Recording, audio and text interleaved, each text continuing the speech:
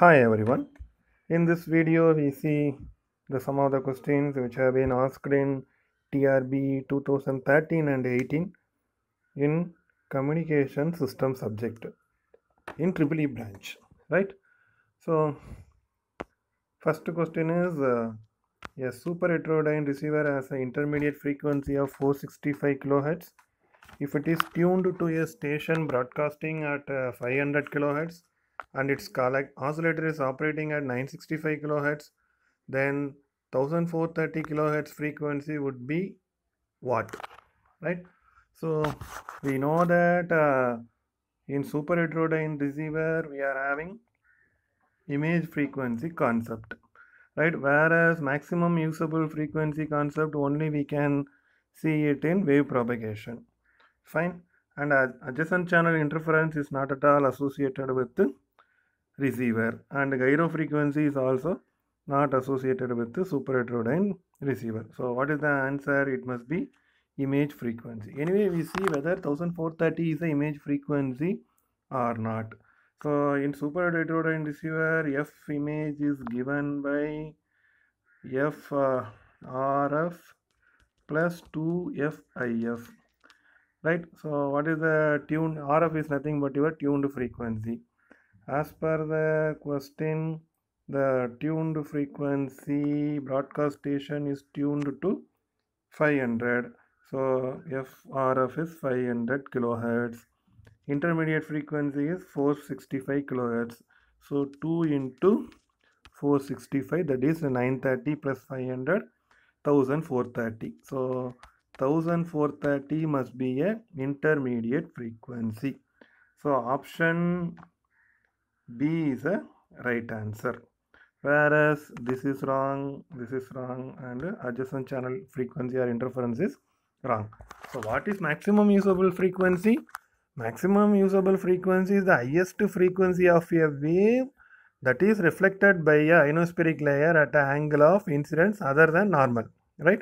This we study in wave propagation, right? Whereas gyro frequency is nothing but it is an angular frequency, right? And it is angular frequency of circular motion of a charge particle when it is moving perpendicular to the magnetic field. So it is talking about it is not at all related to our topic of interest. Gyro frequency is bothering about how the charge is moving perpendicular to the magnetic field, what will happen, like that. Similarly, maximum usable frequency is bothering in wave propagation. So only thing is image frequency is bothered about super heterodyne receiver, and the answer is also 1430 is the image frequency, and that is correct one. So option B is the right answer. Right. Next one. Okay. In a modulation system, on doubling the modulation frequency, the modulation index gets halved while the modulating voltage remains unaltered. What is the modulation system? Right. So here what they are talking about, you are doubling the modulation frequency and modulation index gets halved. So let us see. Modulation index of FM is given by beta, that is given by del F by FM, where del F is a frequency deviation, FM is a message frequency. As per the problem, what is happening? Modulation index gets halved while modulating voltage remains constant, but doubling the modulation frequency. They are doubling the modulation frequency. So beta is equal to del F by FM. FM is a message or modulating frequency. So while doubling the modulation frequency, that is FM is converted into 2FM, modulation index is off. Yes, because if it is beta, let us assume it is K, means that is 1 by 2K if you double the modulating frequency. So this is beta 1, means beta 2 is equal to 1 by 2K. So FM only when we double the modulating frequency, the modulation index gets halved. So what is the answer? The answer is option B. What will happen in AM? In AM, modulation index is given by let us assume it is MA Vm by Vc, right? Here what they have given, modulating voltage remains unaltered. So Vm, they don't change, same thing is maintained. Carrier is also, they don't bother about that. So modulation index is not affected in AM, only in FM it is affected. So option B is a right answer. Next one, increased pulse width in the flat top sampling leads to what? So we know that in a flat sampling, the spectrum is sync pulse, right? So in flat top sampling, the spectrum will be sync. So what is happening here? Where so it is F because it is a spectrum. So x-axis represents frequency, y-axis magnitude of spectrum. What will happen when frequency increases? The amplitude gets decreased, right? So when F increase, what will happen when you increase F value? The amplitude of the spectrum decreases, right? This effect is known as aperture effect. So what is that thing happening? So at high frequency, the amplitude is reduced. That is nothing but amplitude, high frequency is attenuated. So what is the option is correct? The option is A, right? Because attenuation of high frequency in reproduction, that is known as attenuation effect. So it is happened in flat top sampling due to the sync pulse spectrum. So option C is not a right answer. Please, option A is a correct answer. Attenuation of high frequency, right? Why it is happening? The sync pulse is having a low amplitude when frequency increases. X-axis represents F. So when you increase F value, automatically it is going to down, and this is the relation in sync pulse. Frequency increase, amplitude decrease. That means amplitude at high frequency, the pulse get attenuated. So there will be more loss at a high frequency. So option A is a right answer.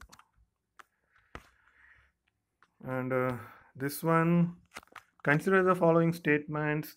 The bandwidth of AM wave depends on the bandwidth of modulating signal. Of course, it is well known because AM bandwidth is BW is equal to 2FM, twice the modulating frequency.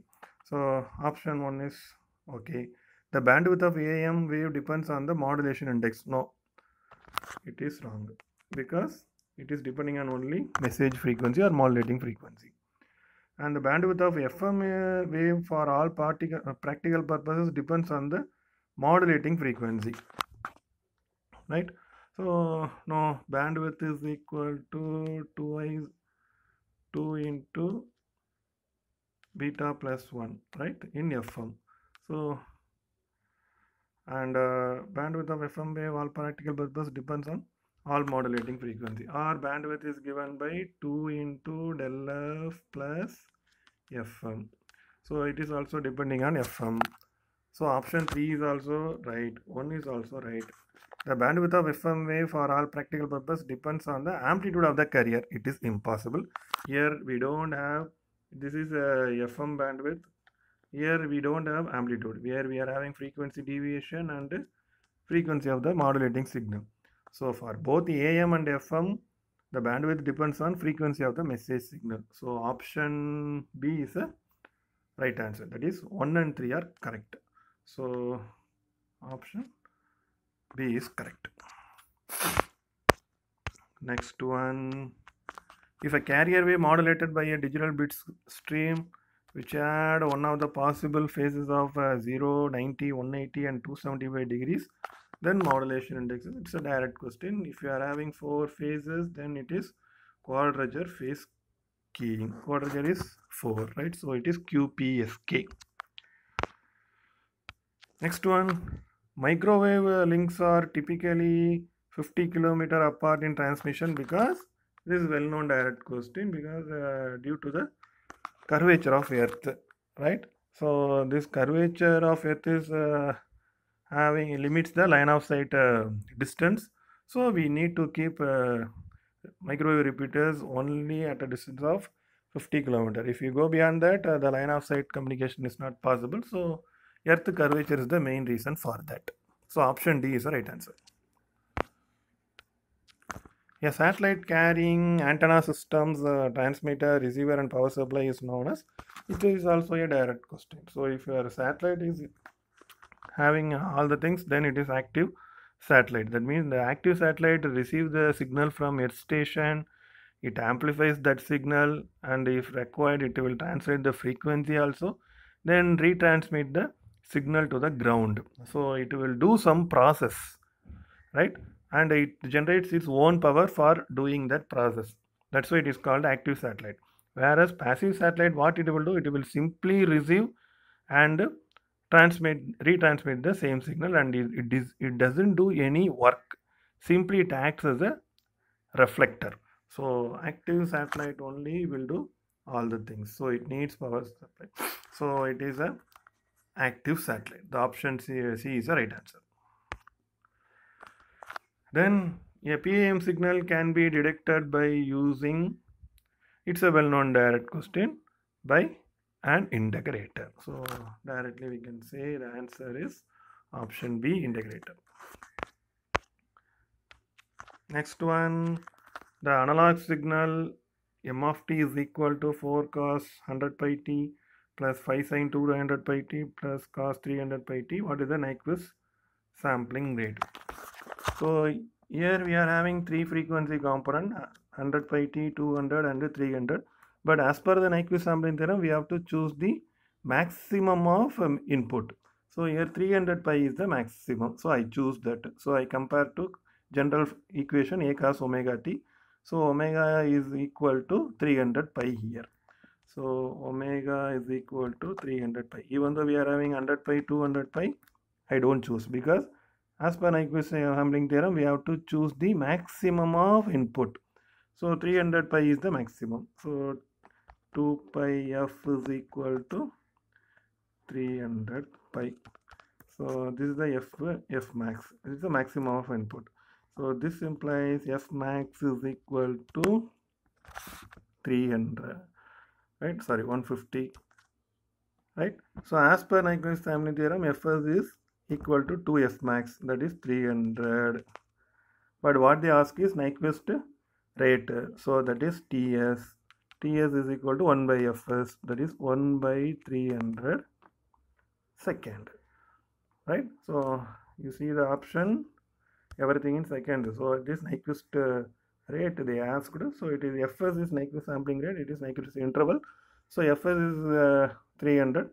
So Ts is 1 by 300 second. So option C is right answer.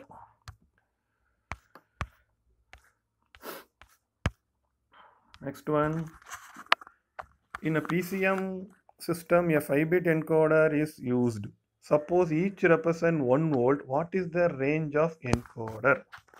So in PCM encoder, the range is from 0 to 2 power n minus 1 for n bit, right? So if for any digital system, for a n bit, what is the total range it will represent? 0 to 2 power n minus 1. So for n 5 bit, 0 to 31.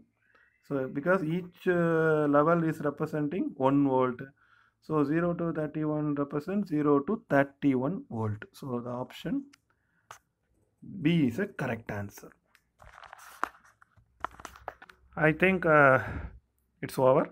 I hope you understand every problem very clearly. If you are having any doubt, you can ask in comment section. I am happy to clarify all the doubts. Thank you.